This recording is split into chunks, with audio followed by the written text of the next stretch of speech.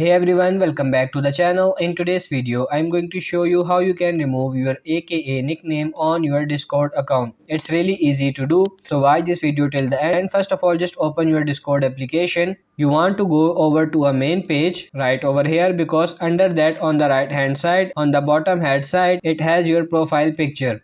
You have to click on that. If you're not going to be brought up to your Discord profile page, from here you have to scroll down and you want to click on this profiles. So under profiles, as you can see at the very top, it says user profile. To click on this server profile in the upper corner, so you just have to click on that. There is nothing in their server, so if you have your nickname, you just have to click on your nickname here. So click on the server that has your server nickname and simply you have to click on X button, and then you can simply delete your nickname. So that's pretty much it for this video. I hope this video was helpful. If it is, like it and subscribe to the channel. Thank you.